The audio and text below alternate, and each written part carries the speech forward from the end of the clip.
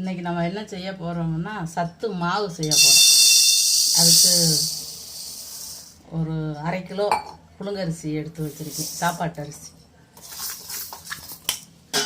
இதை வந்து நம்ம நல்லா வறுக்கணும். கையை எடுக்காமல், அரிசி கருக விடாமல், பொரி மாதிரி வர்ற அளவுக்கு நல்லா நம்ம வறுக்கணும். ஃபஸ்ட்டு அரிசி இந்த அளவுக்கு வறுபடணும். இதை நம்ம ஆற வச்சுருவோம். நம்ம அரிசியை வறுத்து ஆற வச்சுருந்தோம். அதை இப்போ நம்ம மிக்ஸி ஜாரில் போட்டு மாவு மாதிரி நம்ம அரைக்கிறோம். நல்லா ஆறின பிறகு தான் போடணும். நான் அப்போதையே ஆற வச்சுட்டேன், நல்லா ஆறிடுச்சு. இதை 2 தடவையாக நம்ம போட்டு மாவா அரிசியை வறுத்து கொஞ்சம் சளிச்சேன், ரவை மாதிரி இருந்துச்சு. அப்புறம் இப்போ கொஞ்சம் அடித்து வச்சுருக்கேன். அதில் வந்து நம்ம கொஞ்சம் பொரிகடலை போடுறோம். இது வந்து நிலக்கடலை பருப்பு. இது வந்து வறுத்தது, தொலியை வந்து எடுத்துகிட்டு வச்சுருக்கேன். இதில் ஒரு 5 ஏலக்காய் போட்டு நம்ம இதை வந்து நல்லா பொடியாக அரைக்கிறோம். ரொம்பையும் பொடியாக அரைக்கக்கூடாது, கொஞ்சம் மென்று சாப்பிட்ற அளவுக்கு. இந்த மாவோட இந்த அரைச்சி வச்ச மாவையும் ஒன்றா போடுறோம். இது வந்து பொரியல்ல மாவு, நிலக்கடலை பருப்பு, ஏலக்காய் எல்லாம் அரைச்சி.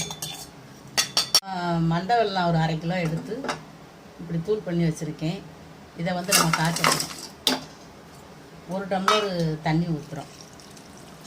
இதுக்கு ஒரு கிண்ணம் நிறைய அரிசி எடுத்துருந்தேன், 1/2 கிலோ அரிசிக்கிட்ட. இப்போ 1/2 கிலோ மண்டை வெல்லம் பால் காய்ச்சிரும். நம்ம காய்ச்சி வச்சுருக்கிற மண்டை வெல்ல பாலை வந்து இதில் வடிகட்டுறோம். இது வந்து நல்லா மண்டை வெல்லம் கரையிற அளவுக்கு தான் நம்ம காய்ச்சிருக்கோம். இதில் கம்பி பதமோ எந்த இதுவும் கிடையாது. இதை வந்து நம்ம இப்படி கிண்டி விட்டு, சூடாக இருக்கிறதுனால கைட்ட கிண்ட முடியலை. இதை நல்லா கிண்டணும். கிண்டி காணலைன்னா நம்ம அதை எடுத்து ஊற்றிக்கிற வேண்டியதான். இதே இது கருப்பட்டி இருந்தாலும் கருப்பட்டி போட்டு நீங்கள் அப்படி செஞ்சீங்கன்னா நல்லா இருக்கும் சாப்பிட்றதுக்கு. இதில் நம்ம பொரிகடலை, நிலக்கடலை பருப்புலாம் போட்டிருக்கோம்.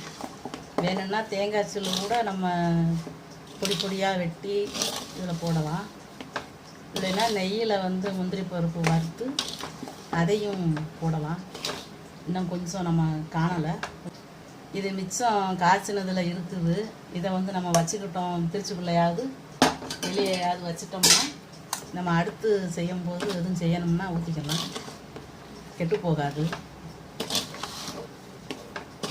இதை கிண்டி நம்ம இப்போ என்ன செய்ய போகிறோம், இது கொஞ்சம் ஆறின உடனே கைட்டை பிணையணும். அப்போதான் இந்த கத்தி இதெல்லாம் இருக்காது. கைட்டை பிணைஞ்சு விட்டு அப்படியே உருண்டை பிடிக்க வேண்டியதுதான். இப்போ நான் உருண்டை பிடிச்சிட்டு உங்கள்கிட்ட காட்டுறேன்.